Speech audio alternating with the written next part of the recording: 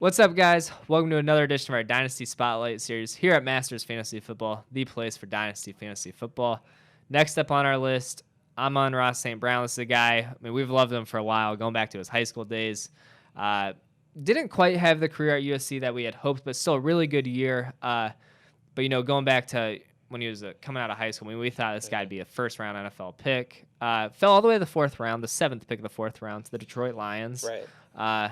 Hopefully he can bite some kneecaps off because That's what he's gonna need to. That's what his new head coach wants. But yeah. So Amon-Ra St. Brown, how we feeling? Detroit Lions, how you feeling? I feel really good about Ooh, this landing really good. spot. Okay. Yeah. So I admittedly I'm probably a little higher on Amon-Ra than most, just because I've been watching him since high school.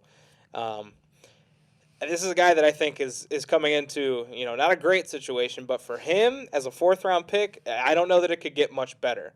Because when you look at the other receivers in Detroit, it's not pretty. I mean, you've got Tyrell Williams, Rashad Perriman, right, and Quintez Cephas, of course. Yeah. And all they talk about is how many targets T.J. Hawkinson's going to get. Yep. So that should probably tell you right there that they're not too thrilled about the other receivers they've got. I think Amon-Ra is going to step in, and he's going to have an opportunity to just eat targets. I feel like, middle of the field, underneath, he's just going to dominate if they give him that opportunity. And I think Goff's going to look to him a lot. I agree. I don't know how quick that'll happen, but I think there will be a point in this season where he's a reliable piece in that offense, which, you probably wouldn't have expected, and it probably wouldn't have happened in most places. So even though he's in Detroit, maybe a blessing for him, Yeah. But yeah, I just think his game is, perfect for that offense, perfect for that team, really. Right. He does have that kind of dog mentality to him. So I think it's a great fit, and honestly, this is a guy that's going to give you great value in your rookie draft. So you could get a legit, starting receiver, I would think, at some point this season for dirt cheap compared to some of these other guys. Right, yeah, you mentioned, Rashad Perriman and Tyrell Williams. Those are big, tall, fast receivers, but what they don't have is that tough slot receiver who can, see 100 targets over the middle. And I think Amon-Ra is that. Detroit's not a franchise I'm super excited about long term or have a lot of faith in, and I don't like a lot of Lions players, but I do like Hawkinson. Obviously, Swift I like, just not as much as most. But yeah, I think after Hawkinson and Swift, Amon-Ra St. Brown should have some fantasy value in that offense, especially as early as, week one, legitimately should be the starting slot receiver just based on talent at this time. So they don't still have Amendola, do they? Or do they? I don't Hold on, think so. I'll check. Yeah. Keep talking. All right. I don't think they do, but it could be wrong. But anyway, yeah, I think, he fits right in that slot really well, as the doc mentioned. He's a guy where I feel like, early to mid-second round of your rookie draft, kind of jump into our next part of the show, I'd feel really confident taking him there. And then I don't want to say I know, but I feel pretty good about the fact he's going to produce as a rookie. And once he produces as a rookie, maybe you can flip him and trade him for a little more. Because I question his long-term ceiling.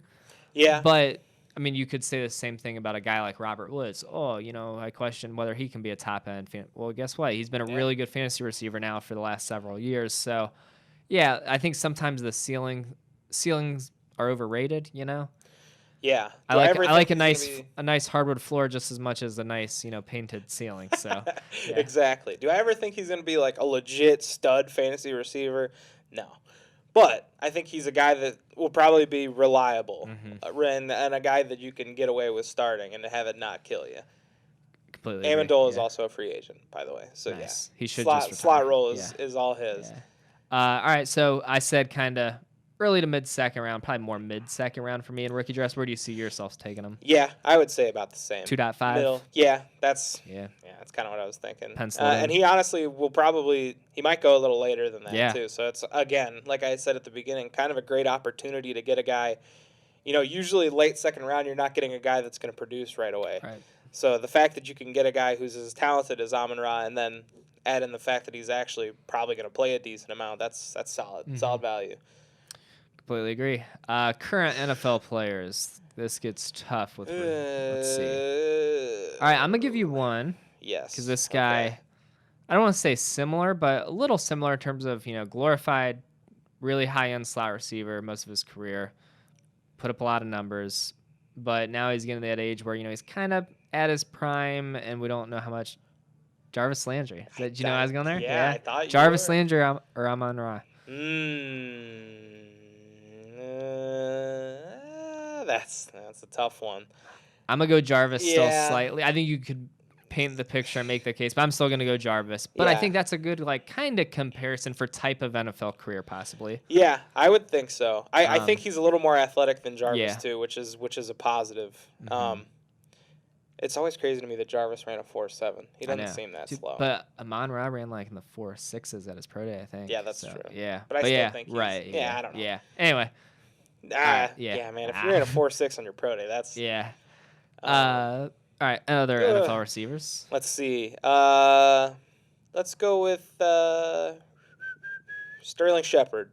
Ooh, that's a good one. That's actually a really good one. Thanks. And I'll go Amon-Ra, and basically because I think they're very similar players, but I think one's a lot younger, and obviously that's Amon-Ra. Yeah. But yeah, I think that's actually a very good NFL type career path.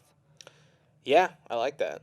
Okay, I think I think I would agree with you that I would still take Jarvis, but I think I would take him over Sterling Shepard. All right, glad we're synced up there. Let's see. Trying to think who would be another one. I feel like we always throw Brandon Cooks out, so I might as well throw him out. So I'll go with Cooks. I feel like is the hardest player to value in Dynasty because I want to write him off like he's absolutely nothing, but then you look at his age and what he's done, and it's so funny too because durability has always been a concern because he's gotten a zillion concussions. Yeah. But it's actually not even that many concussions, and he actually hasn't missed that many games. You can't miss that many games and still put up 1,000 yards like he does. I don't. Yeah, he's a mystery. Yeah. So and now Will Fuller's gone too. So I'll probably take Cooks. Yeah, me too. I think you got to go Cooks there, but yeah. Man, yeah, that's a tough one. All right, I'm gonna go different route, kind of different type of receiver. Okay. This guy's still a little younger, but hasn't fired yet. Mike Williams or Amon-Ra St. Brown. I'm on record saying that I think Mike Williams will have a bit of a bounce back this year, but I also think Josh Palmer's going to hurt that a little bit. And for that reason, I think I go with Amon-Ra here. Yeah. And I just had one more, and I can't remember who it was now. Oh, Mecole Hardman. That's my last one. That's a good one. So Mecole was a guy I was really selling during free agency and pre-NFL draft because I really thought they were trying to replace them, which I think they did try and I don't want to say replace him, but they were just trying to add another true receiver, and I think kind of keep Mecole more as of a gadget type of player. But honestly, they kind of failed to do that. I know they got Cornell Powell, but really they tried a swing at Juju. They were in on Kenny Golladay, some of these big free agent names. Then in the draft, they had visits with some receivers, but ultimately because of the lack of depth around, after Tyreek Hill, I'm gonna go Mecole Hardman just because that offense is so electric. Yeah. And if Tyreek Hill does pull a hamstring and misses a few games, Mecole Hardman should be the number one receiver kind of filling in for Tyreek. So, yeah. Yeah, he's another one I expect to take a jump. I was big on him before the offseason, like you mentioned, and then I was a little more hesitant, when they offered Juju and they were in on Golladay. I don't know. The fact that they didn't do anything makes me feel a little bit better, but the fact that they thought about it so hard makes me think, I don't know. So it's I think it's a make or break year for Mecole, and I'm betting on the make here. Yeah, so I think he's gonna have a good season. I'll take him over Amon-Ra for now. All right. But all right, I think that's all we got on Amon-Ra St. Brown. Again, another guy, not really sure how he dropped to the 4th round, similar to Michael Carter. And I think his value is a lot better than most 4th rounders. And, again, it's a great opportunity to get a guy who's probably going to play a decent amount, but he doesn't have that name power, that drawing power that some of these other guys do. So it's a great opportunity to get a guy like that. And as always a great opportunity to just, run through a couple of dynasty drafts, folks. Yeah. They're coming. MastersFantasyFootballLeagues.com. Home of the best place for Dynasty Fantasy Football, as you know.